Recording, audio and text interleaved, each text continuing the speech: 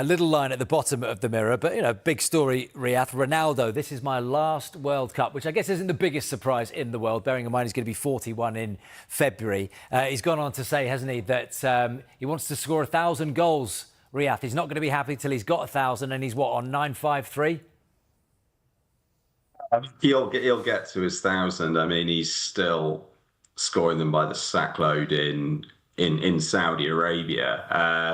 I think, look, clearly he's going to be 41 by the time of the next World Cup, and even Ronaldo has limits. I mean, look, to be quite frank, I thought he was very poor in the Euros, and I think I wrote at the time, in fact, about Roberto Martinez. I thought his management of that was quite weak, given the squad that Portugal took to Germany, and the way they performed by accommodating this person who wasn't willing to press or do the work off the ball. That system, that team could have really played effectively. I think it really held Portugal back. Now, all of that being said, we are talking about a tremendous player who is by far exceeding the boundaries of what is normally possible for an elite level player in his 40s. Even if you go through his stats this year, he's a goal a game in Saudi Arabia. We can talk all day about the level over there, but in the first half of the show, I was talking about making a case for Ivan Toney with England. Ronaldo, at 11 years older than him, is scoring more goals in Saudi Arabia. So there's a little bit of context about where his level is at. As for getting to 1,000, there is not a chance that man will retire before he hits four figures. I think we can probably all reliably bet on that. I think, Crossy, that's the thing, isn't it? The cynics would say that this is a World Cup too far and that Roberto Martinez should have already had the conversation with him. Yeah, it does feel like that. I do think we've sort of kind of approached that sort of view with the last 2/3 tournaments.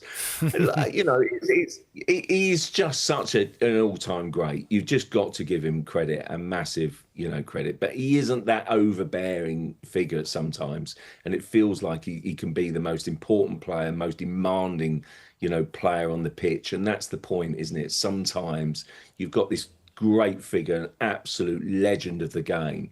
But, do the players, even as good experience, and winning sort of Portuguese internationals, really want to kind of do things themselves, or do they see the guy to the other side and basically you've got Cristiano screaming for the ball? Well, what are you going to do? It's bound to affect your mentality, and it does impinge, I think, on that squad mentality. And there's no doubt about it. He's not the unbelievable superstar that he once was, and I do think listen, I'd love to see him go out with a great hurrah and one last goodbye, and it would be an amazing story if they can do really well in the tournament. So let's hope he goes out with a bang, because honestly, he really deserves it. But I think for the sake of the squad, I do think maybe the manager should have had the conversation, or a really good pal should have had a good conversation with him.